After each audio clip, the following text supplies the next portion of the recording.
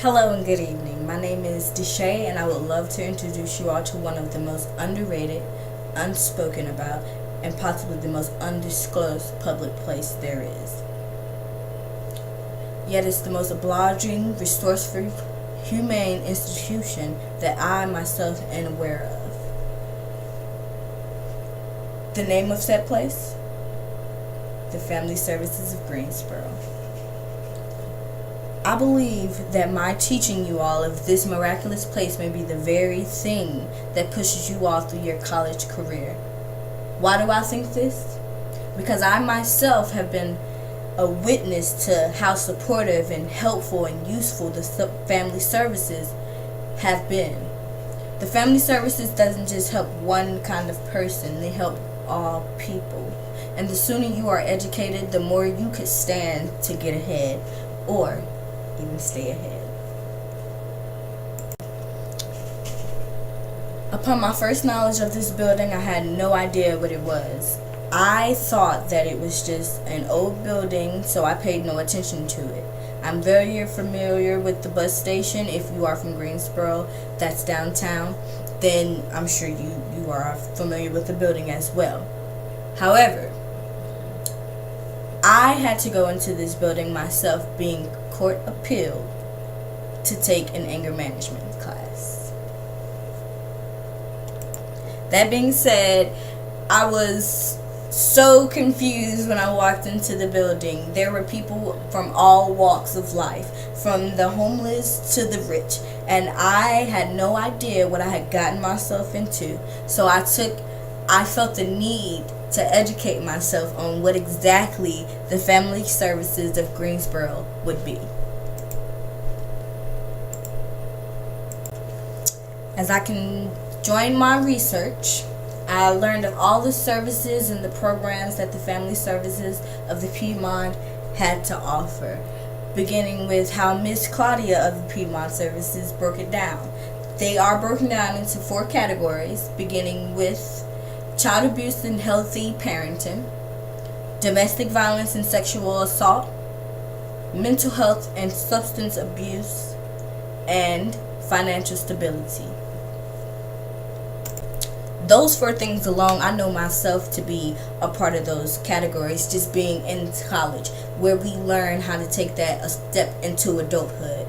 It can be very challenging, and to learn that the family services offered services that could help us, services such as the Clara House program, or the Battered Man's program, or the Employee Assistance program, services that could help us, myself, further along in my college career.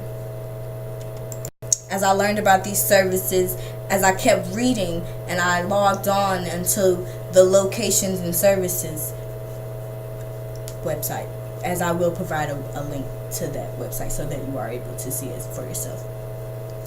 Furthermore, the thing that caught me the most about the Family Services of Greensboro is that they not only help in Greensboro, but they help to our surrounding cities, such as Jamestown and High Point.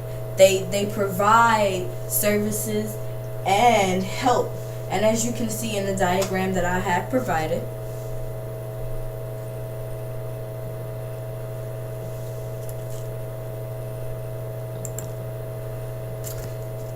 in 2017, they helped 17,444 people.